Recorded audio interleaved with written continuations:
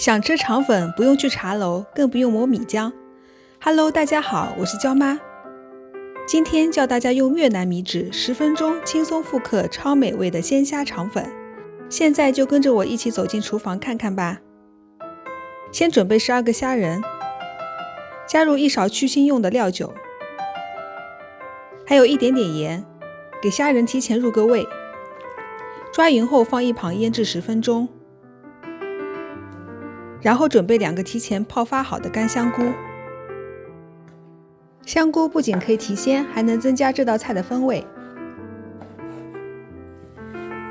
干香菇切成丝后再剁成香菇丁，差不多切成这样就可以了。我们再来调1碗水淀粉，1勺玉米淀粉中加入70克水，想要酱汁稀一点也可以多加一点水。接着拿一个1会儿装肠粉的大碗，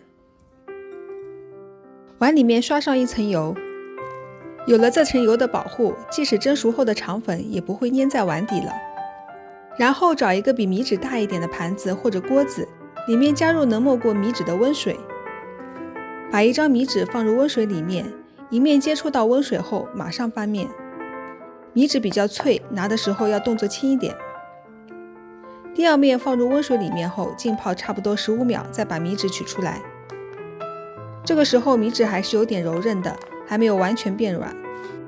随后把米纸放到一个铺有烘焙油脂的盘子上，这样做也是为了防粘。米纸上均匀抹上1层鸡蛋液，接着放入3只腌制好的虾仁，然后轻轻地把已经完全变软的米纸往中间折起来。再把另一边的米纸也轻轻地拿起来往中间折，多出来的米纸往中间翻折起来。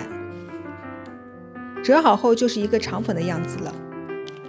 随后我们把米纸肠粉翻个面，把折起来的部分朝下放入刚刚抹了油的大碗里面。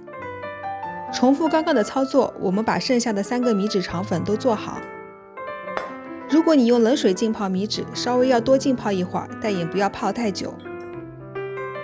米纸肠粉除了放虾仁外，还可以放牛肉末、猪肉末等，按照自己口味调整就可以了。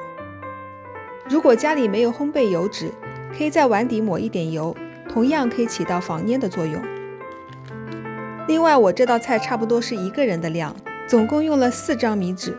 如果多人食用，按照我这个配料等比例增加就可以了。等碗里面装入1个以上米纸肠粉后，每一个肠粉之间的接触面都要涂抹油。这样即使蒸熟以后，每一个肠粉之间也不会互相粘连了。